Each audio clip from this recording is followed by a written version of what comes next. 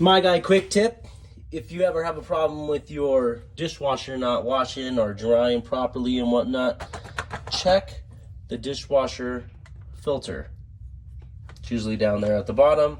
Twist the lock, and this thing is pretty corroded with oil, grease, and fat. All the same thing. That's dirty. Of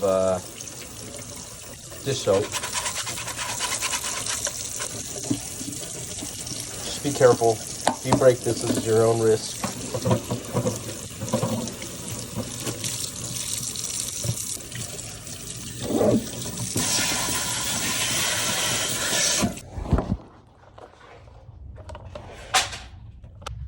And then just make sure that you clean out the rest of this stuff.